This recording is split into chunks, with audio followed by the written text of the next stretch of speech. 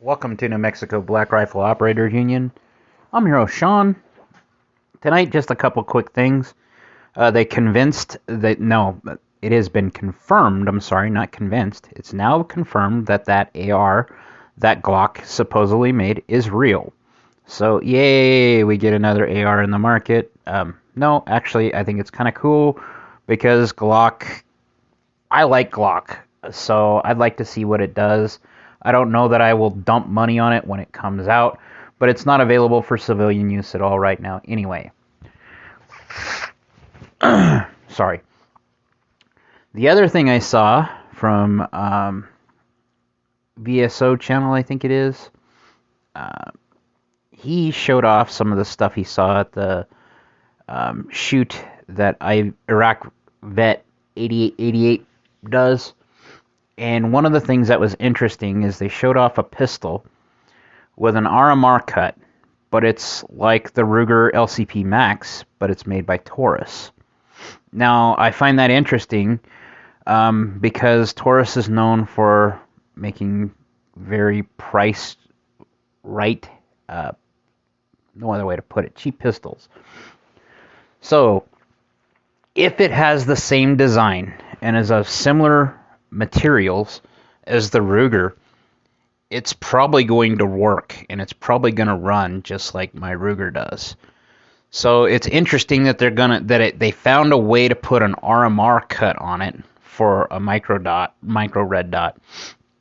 Now I don't know why you'd want a red dot on a pocket pistol anyway, but maybe someone would. Whoever does whatever. I'm not a big fan of red dots on pistols. And that's just me being an old guy that was trained by boomers. I use my sights, but I don't even use my sights all the time with my pistols.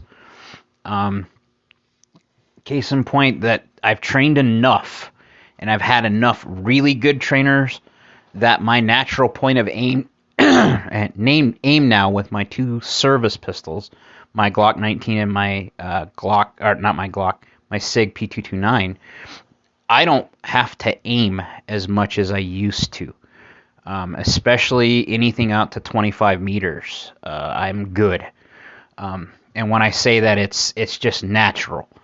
At 25 meters, if I take my time, I can get inside of 2 to 3 inches with a 9mm.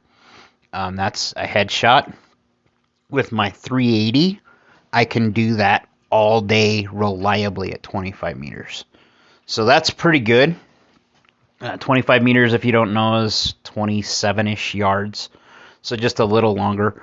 I've long since switched to metric for measuring yardage because metric is easier to deal with when you start doing fractions.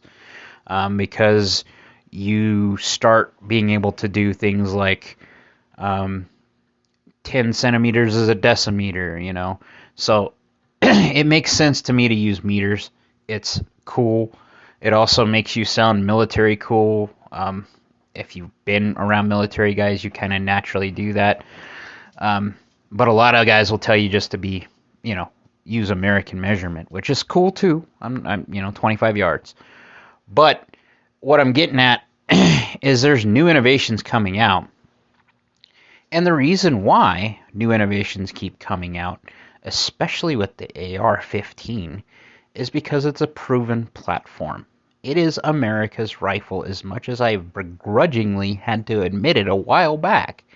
I'm an AK guy, but I train with an AR-15 too.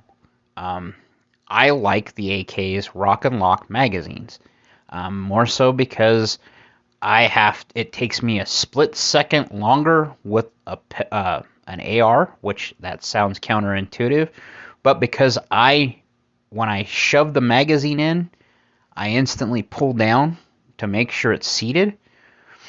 And that's something that I don't do with my my AKs. Mostly because there's so much muscle memory with me and the AK. When I go to pull a magazine from a pouch to put it in the gun, I've naturally trained myself to do it with both hands, that I can get it in in the magazine well, locked, and I hear the reassuring click, and I'm ready to go. And since I've started training with the AK and started training like what I've seen the Spetsnaz do and what I've seen FSB do, they would use a magazine well grip with the AK, and that's because it's kind of its natural balancing point for the AK. So it helps you absorb recoil for the 7.62x39 for one, if you lean into your gun just slightly, but if you grab there. But the other thing it does is when you do that, it automatically makes sure that the magazine is right, because your hand is right there. You're going to use it as a grip. If you put it there and it's off, you'll know it right away. It'll feel weird. And I like that. The only thing I've never liked about the AK, but I've trained around it, is the last round fired. So you fire a last round in an AK. You figure it out. If you've trained with it enough, you know you're about to run dry. But 9 times out of 10, you will do something and you'll go snap and you're empty. Okay. So, what you do is change your mag and rack the bolt. The AR, if you felt the cadence of the AR, right? When you fired your last round, the bolt hold open pops up because the magazine trips it, and you feel the momentum of the gun change. You know when it's empty. Okay? That's when you just drop the magazine, you push the button, do your mag change. So I understand for ergonomics, because it's everywhere, it is ubiquitous in the United States. The AR-15 is like I said, it's the Honda Civic of the United States for firearms. It is the most widely distributed, widely owned firearm nowadays. I would argue that it's even more used, or there are more in circulation than the Ruger 1022, or just as many. And I say that because people will build them. So when Glock doing this, yeah, it's cool. I would be more interested if it's a polymer lower to see how Glock reinforced it or made it better. And we don't know anything about it, other than that the MOD for the SAS in Britain has this rifle from Glock that they're trying for the SAS, for whatever weapons trials they're going on right now. That's how that photo was leaked. It came from someone that was at the SAS trials. And it's just like if you don't know what the SAS are, they're the Royal Marines of the Britons. So it'd be like our Marines here. So what they do would be like it'd be like the Marines trying out a new weapon. So the SAS is trying out a new AK, or not a new AK, a new AR-15 or an M16 platform. So what's interesting is the furniture is different with that picture, and it looks like there's going to be some tie-ins to it. So the aftermarket already is probably going to be playing to catch up with this thing, because once you stamp Glock on something, most guys kind of have the same mentality I do. Even the guys that are 1911 guys, in the closet, sit there and go, yeah, the Glock's not that bad. It's just not for me because it doesn't feel right, and it's made out of plastic. But it'll work. So, the other one, like I was saying, that Taurus, it's kind of cool that I can see this sub-micro, like, defensive pistol. And it's in the same vein of what SIG did with the 365. That's what Ruger did with their 9mm, and they call it the 9mm Max, I believe.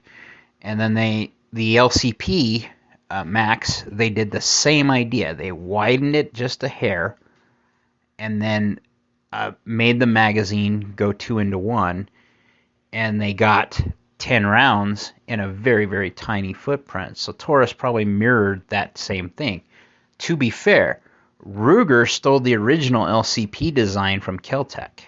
Keltec had that design and they were using it in their 32 and 380 line. And I don't know how they skirted around that, or if they bought a patent, or if they bought licensing. But the only thing they really did was improve the material. If you fired a Keltec, okay, the Keltec seems like it's very cheaply made.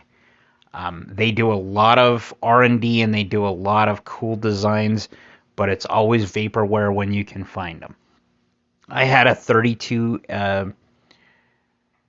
in that a 32 ACP in that design though of what the LCP was, and it was just the same size as a 380 LCP, but it shot 32. And when I say that between the 380 and the 32, it was a little like maybe an eighth of an inch thinner. So it wasn't that much worth it. I wouldn't have went with a 32, but way back in the day when I first bought it, it was cutting edge.